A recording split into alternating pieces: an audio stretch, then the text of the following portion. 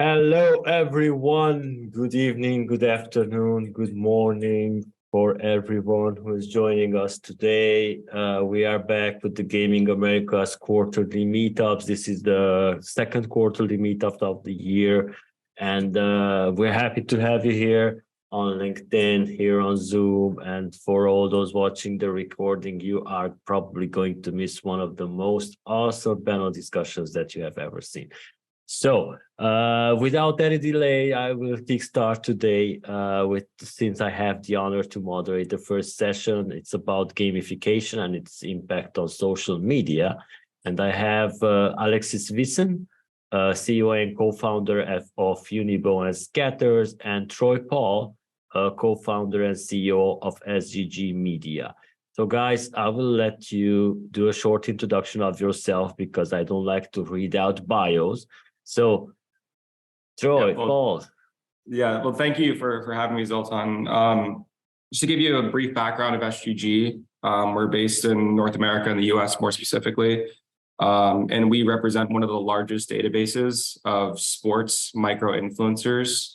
These are accounts with 10 to 50,000 followers that are really tailored towards a specific team or sport or region here in the US, and we have a platform of just about 1,500 of these accounts with a combined following in excess of 30 million.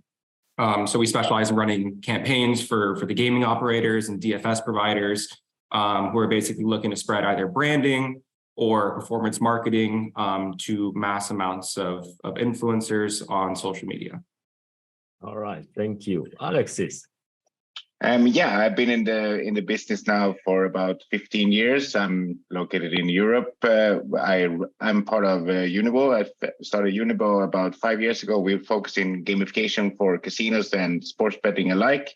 And gamification is our bread and butter. We do missions, tournaments, jackpots, those kind of things. And we kind of want to focus on making gamification the thing in the future that kind of drives retention and acquisition as well. All right, so we've been talking about gamification since 2014, 2015, as far as I remember, especially on our media outlets and our magazines. And I just want to ask the first question about how has gamification changed the way people engage with social media and sports betting platforms? So any of you guys want to take the first shot at this, you are welcome. Yeah, I mean, I could speak to kind of the US and what I've seen with the operators here. And we're at a point now, the market's mature enough where social media and the gamification of that is pretty much synonymous with sports betting. If you go on the DraftKings platform here in one of the legal states, when you place a wager, you have basically a board or a feed that you can share your bet with other users on the app, and people can comment on it and like it, and they can interact and people can discuss. So you're starting to see this, I guess, path towards sharing and social media and basically creating a community around the sports betting experience. That's what we're seeing every day around here. All right, Alexis.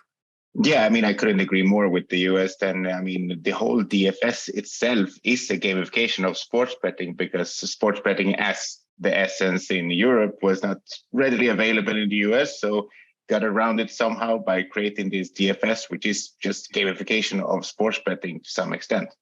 That has just gone further and further and further when it comes to, I mean, before it was weekly and now you have live and full on, basically live betting, but with DFS as the background, right? Oh, yeah, so it changed the way people think of engaging with gamification. All right. So my next question is about in what ways have sportsbook and iCasinos utilized gamification techniques to attract and retain customers? Sure, go first. Okay, perfect. Just kind of touching on what I was speaking about before.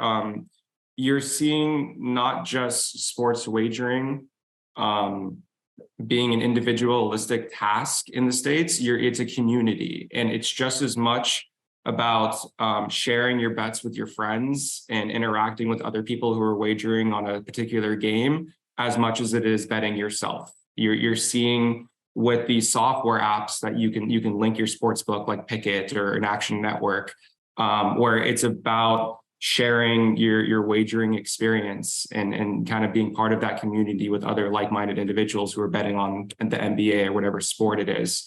So you're seeing sportsbooks continue to gamify their products, because at the end of the day, you have to have a reason why people are going to stay on your sportsbook. There's so much competition, and creating communities around it is a huge aspect of that. Yeah, I'll jump in from the casino point of view then, which might be slightly less sharing and more taboo if you're gambling on slots or similar. That's not something you want to share. But then you have the other aspects of gamification, like competition. You have in many of land-based casinos, you have tournaments where you see people just try to gamble as much as possible in a short period of time to reach the end of the tournament and win the tournament, right? And these kind of things are propping up on iCasinos as well online. We see tournaments, we see missions, we see prize drops and jackpots. All this kind of adds another layer of games upon the games that the players really want to play. And you shouldn't really take away from the play games that they really in the end want to play. But all these things, like you say, it adds a threshold for why the players should stay in your casino or sportsbook instead of moving to somewhere else, because there are 5,000 plus casinos online out there. Of course, if you're in a regulated market, it might be slightly different, but there are still availabilities for the players. If they want to search outside of a jurisdiction, they can potentially do that. But yeah, you have a huge competition base that you need to beat, right? Yeah, absolutely. And just to add to the kind of the iCasino front, I think we've all seen kind of this streaming revolution that's happened in the last 12 to 24 months, where playing online slots and games is no longer just yourself and your computer. You have streamers who are airing their experience out to thousands and thousands of fans, and it's been a huge, I guess, push in the iGaming industry. That's another example of like building these communities around the wagering experience. That's what these operators are making a push towards. Yeah, 100%. Yeah, so we just started this, and there's already a question from LinkedIn from Lazar for Paul.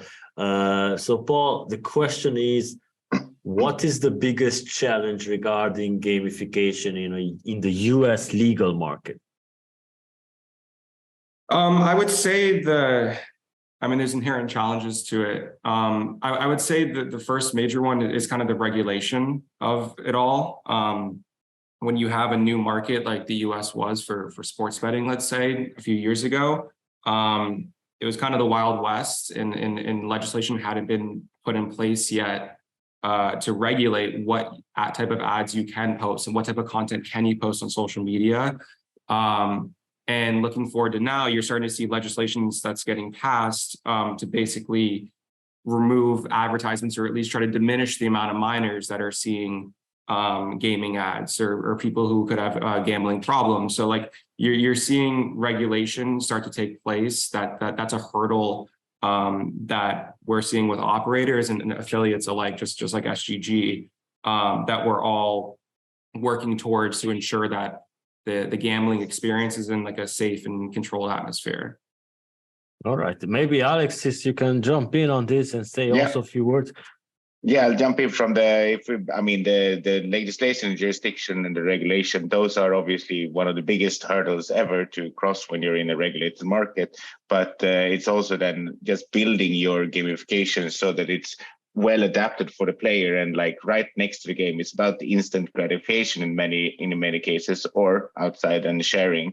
But like you have to be able to do it right away, get the information right away. So if it's 3 clicks away to see if you've now finished your mission or leveled up or those kind of competition, then players will play their games, and then maybe they look at it, or they just lost all their money and they just give up and close down the browser, right? So if you have it next to the game, really in game or so on, that's key to make sure that kind of engagement and that return, that's what you're looking for, right?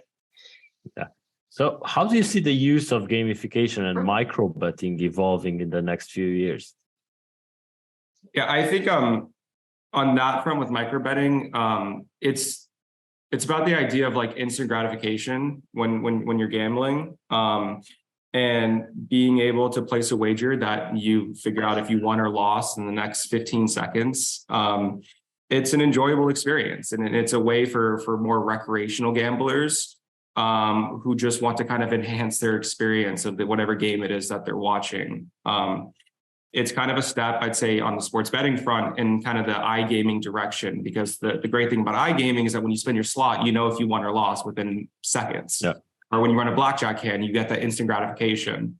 Micro betting is kind of leveraging that idea on the sports betting front, where you don't have to wait 3 hours now to see if your bet cashed or not. It's kind of creating a new environment for that next generation of gambler who may not be betting a ton of money. They just want to kind of enhance their experience when they're watching their favorite NBA team or whatever it may be. Yeah, I'll add that, I mean, I think that when it comes to live betting, I mean, we've seen in Europe for the last 20 years. 20 years ago, we had most of the gambling was pre-game and then very little live betting, but then it's moved because technology has provided the odds for live betting. Nowadays, you have 80, even more % of live betting of your total gambling, right? So gamification here can really help with giving them the missions or giving them a reason to why they should be betting on different things. Like, for example, give them a mission that you have to have a winning bet on number of corners, or who's the next corner, who's the next throw in, and who's the next free kick, right? And or similar for ice hockey and so on. So those kind of missions will get players to place the bets that they aren't really, that's more gambly bets, right? Rather than skill bets. I know this is going to happen, and that's why I placed my bet on this team to win, which is pre-game or potentially during the game as well, right? All right. Yeah. And there's another question from the audience about how are you connecting retention campaigns with gamification?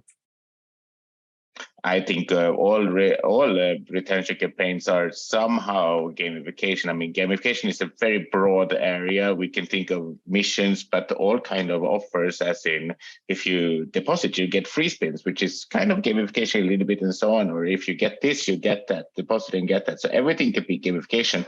But I think that tournaments and missions and where you actually focus more on what the player does in terms of what you want the player to do. You want the player to bet. You want them to gamble. You don't technically want them to deposit. It's a prerequisite to gamble to deposit. You don't want them to deposit, you want them to gamble. And therefore you tell them, if you deposit, you get something. But if we move away from telling them to deposit, you tell them to gamble or tell them to win, which is a positive feeling for them. So when you win, you get more. That's where you want to be. Like, give them something for doing something positive in their mind, rather than giving them money back. If they lose all the money, you get 10% back. Oh, thank you. That's great. But I never wanted to lose. But even though I did, thank you for giving the money back. And just to add that, like, retention campaigns are all about gamification. If you think about it, like when I'm running an advertisement to try to bring a new gambler in New York to FanDuel Sportsbook, let's say, I'm trying to make that campaign as appealing and instantly gratifying as possible, because I want them to click that link and I want them to sign up for the sportsbook. And gamification is everything to do with that. I'm trying to create a campaign that's utilizing a bonus or taking a piece of content that gives the end user, the customer, a reason to act now and a reason to click that link and sign up for the sportsbook or whatever it may be. And designing campaigns around that instant gratification, that's going to lead to higher retention rates. All right. So my next question about successful gamification strategies is that can you maybe share some examples of successful gamification strategies used in sports betting or iCasino platforms that you worked on? Paul. Yeah, I can speak to the social media front, really. If you look at DraftKings platform in the US and you go on the feed, you can see other people on the app who are betting on games every day. And that's giving me other I guess, opinions on what people are wagering on that has led myself to maybe fade those wagers or tail them or make additional bets. That's increasing the NGR for the operators, and it's solely from gamification, solely from creating that community on their platform where other people can see each other's bets. I think also another good example of this is what Betr is doing with micro betting in the US. They're creating an environment where it's just as fun to share your bets and talk crap with your friends and comment and basically utilize and leverage social media with your wagering experience as it is to actually have an amazing platform where people can place wagers on. They're combining social media and gambling together. And it's creating an environment where people want to bet on Betr because it's fun and because that's where their friends are and that's where the comments are and that's where people are talking about where their bets are being placed. So I think they're making like huge strides in that direction when you're talking about gamifying just a usual sports betting experience with social media. Yeah, I think in sports betting we have a lot of I've seen some cool things where like upon registration you choose your favorite team in whatever favorite sport you have, and then you'll get either better odds, or if you win on those teams you get higher winnings, or you get your winnings boosted, which is obviously the same as having slightly higher odds, but it's presented in a different way, right? So you say, like, if you win, then you get this bonus, whether it's a certain amount or a free bet on a game or something like that, instead of just presenting that you should be getting higher odds, because that kind of sells a different kind of mentality with the player, that they're losing out because they should be getting higher odds, rather than saying, okay, but if you win, you get something extra, which of course the skilled players understand that that's what happens, right? Yeah, and then just to add to that, on the sports betting front, you're seeing the use of celebrities and influencers as a positive gamification of these platforms. For instance, like if you go on to FanDuel, you can see what Charles Barkley's what his parlay is for tonight, or BR betting, whatever your favorite celebrity or influencer is. They're starting to actually submit their picks on these platforms. And as a fan, you could be, a huge fan of Charles Barkley, or you think he's a good gambler or whatever it is, and you can click one button and tail that bet and bet it alongside him. That's gamifying the operator's experience and allowing celebrities to kind of connect with their fans and really bet together. Okay. Yeah, it somehow ties to the another virtual meetup we had a couple of weeks ago about marketing strategies, as how you can, there's still not the availability of maybe somebody being a fan of, let's say, the Lakers, and when logging in, having their whole template landing page customized with Lakers stuff, showing only just those odds. So this is something that, like we've been talking about 2 weeks ago, and you guys said about the boosted odds in terms of betting on your favorite team. That's also part of this great process of doing maybe cross marketing. And so how do you think the use of gamification and social media will impact the overall landscape of sports betting in the future? I think it will just grow. I mean, everyone's going to look for the next edge, because in the end, whether it's sports betting or casino, operators have the same offering. You are betting on the same games, everyone, and you can fight on giving a little bit higher odds, but then that cuts on your margin, right? So then you can't spend as much money on your marketing, or you have to change then somewhere else. And adding these kind of layers on top of the games, rather than, which is functionality, right? That you've actually spent money on building yourself or buying from a provider. Like those layers add something extra for the players that they're not getting.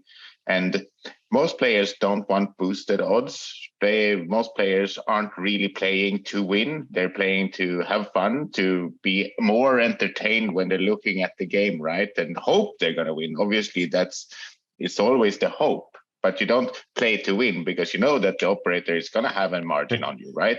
You are the underdog in your bet. So you don't think that, oh, I'm going to win every time I bet, but you're there to have fun, and it's entertainment, and it's much, well, depending on which sport you're watching and how entertained you are by the sport itself, it's probably a lot more fun to have a little bit of money on it, right? So there's a difference. Makes it more interesting. Yeah, if you look at all operators, at the end of the day, they're producing the same lines for the most part. Here and there can be some discrepancies, but that really leaves two ways for them to separate themselves from the pack. The first way is having a really good UI, making sure that when people are betting, it's simplified and you can create your parlays.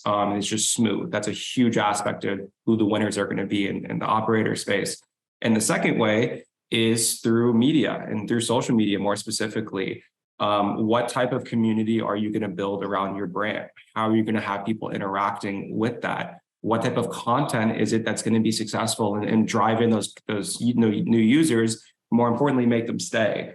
So you're seeing social media just become synonymous with sports betting at this point. Almost every operator is making some type of a push into that space.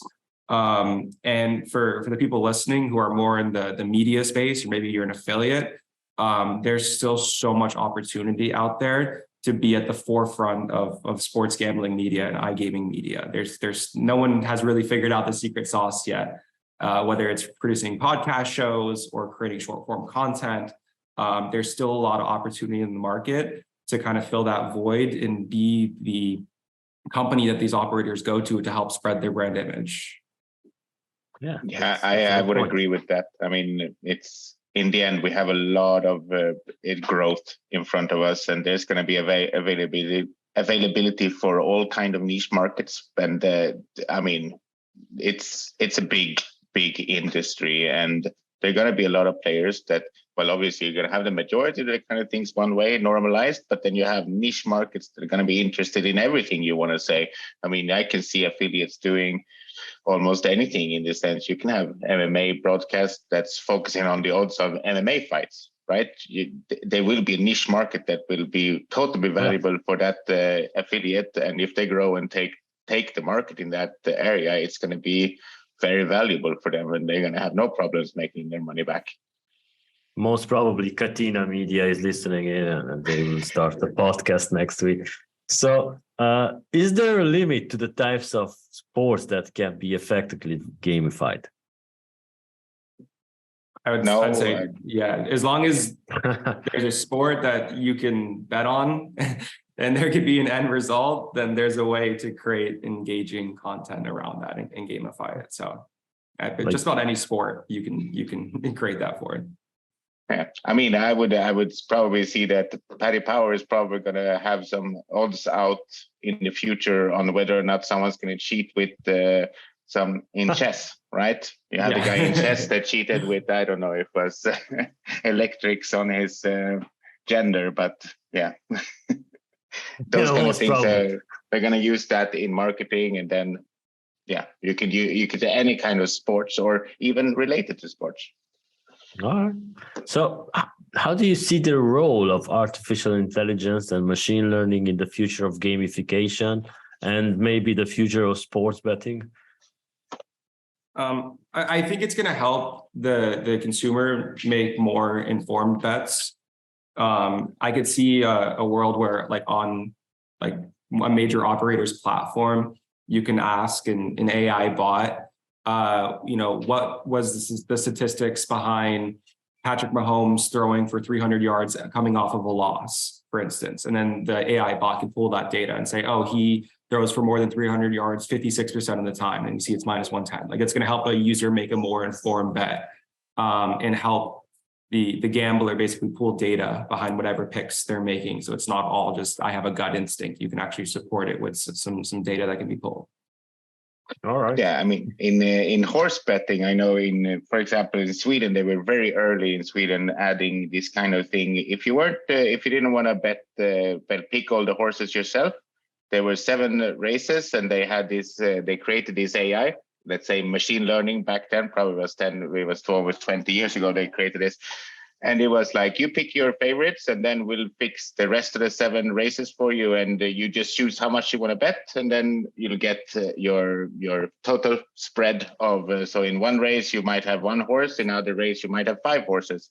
And then in the end, if you picked all the 7 rights, you'll win quite a lot of money. So, and that just kicked off in Sweden properly. Everyone bet on that, and they got together and betting on it together and so on. So I really think that when it comes to picking winners in multiple races or those kind of multiples or combination bets, I think AI can really add some flavor to things. But yeah, then also the narrative. Yeah, I think in the content space too, you're seeing AI become more prevalent. I'm seeing, big channels like VR betting and alike running a challenge where they ask an AI to select a winner every day. And they've been doing it for 6 straight days. I think they're on a 5-day win streak. So now when they're posting it, everyone wants to tail and get involved and people are talking about it. So like it's opening up the opportunity to create a lot of, I guess, fun and engaging content with artificial intelligence, which relates beyond just the operators. This is something that media companies are going to start utilizing. And it's just a great new way to create content. Right. Yeah, I think even in the World Cup, we had something like that, right? They had a octopus picking who the winner was in every game, exactly. Or there was a fish or someone in various countries, right? Exactly. So there's some more questions from the audience, and the question for Paul about what do you think that operators are missing regarding retention? Is this related to software, people, industry knowledge, or something else? I think I touched on this a bit earlier. I think the 2 biggest separating factors between successful operators and unsuccessful ones. The first one is UI. If you don't have a simplified sportsbook where I can make my same game parlay and it's smooth and I don't have to click buttons and be tossed around, then I'm not going to want to use your platform. So UI is extremely important. And then the second one is the community that they've built around their brands. I live in New York. I generally bet on FanDuel. And part of the reason is they have a great UI. Part of the reason is all of my friends bet on FanDuel. So it's created this community where we're sharing each other's bets back and forth. And you can actually, like, if someone placed a wager, you can share that wager in your text group chat, and then one person can click a button and bet the same parlay, basically.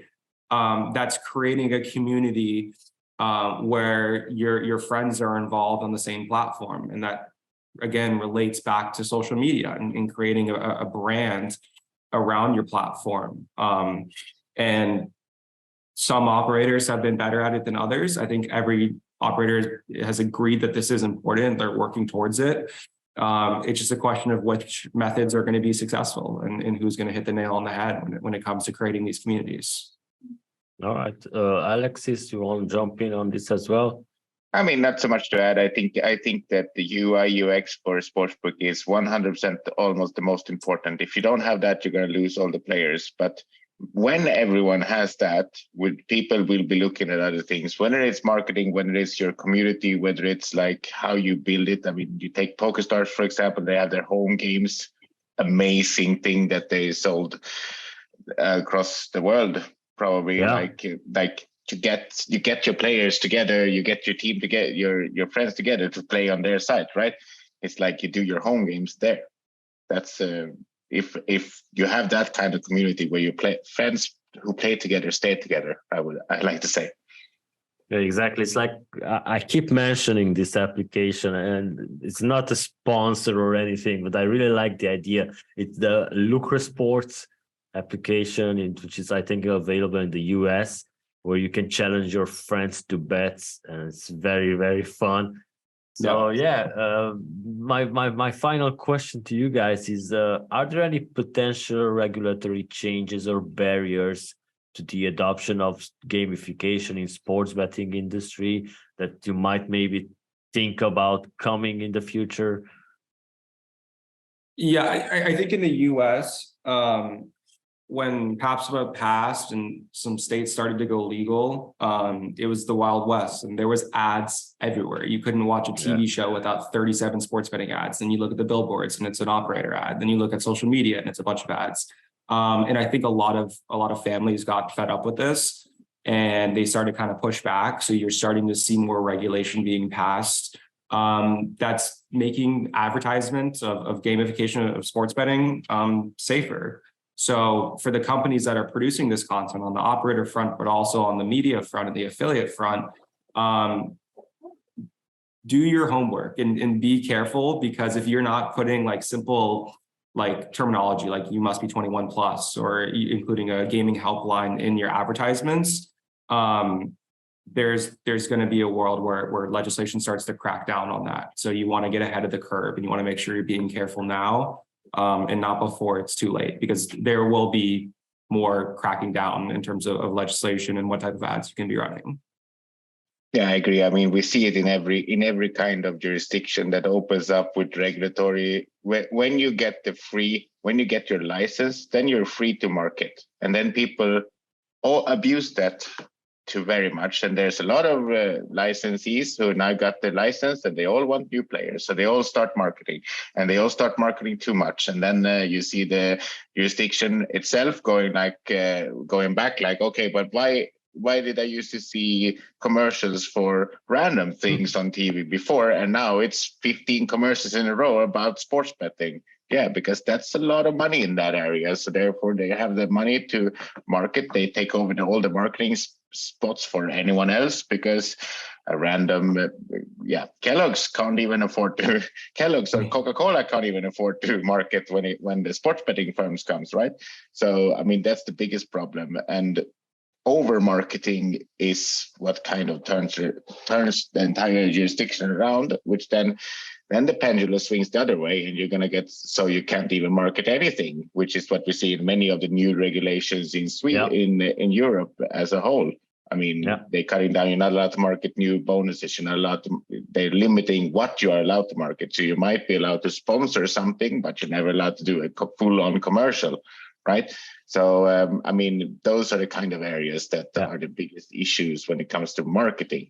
So I think it's more going to be retention marketing, and that's going to move towards, maybe we should keep our customers rather than just earn more and more and more new customers that then they sign up at yours, and then they move to someone else that also marketed for new customers. So they gave them more money to go and play at their space. So from the European side to the US side, coming to a state near you, because what happened here in Europe is going to probably happen in a couple of years in the US as well. Yeah. So guys, we're out of time. If you have any closing remarks you want to share. No, not so much for me. I mean, it was a great talk. I had a very good time. Thank you so much for your time then. Paul, it was nice to meet you. Alexis, we'll see you in 2 weeks in Riga. And thank you guys for this session.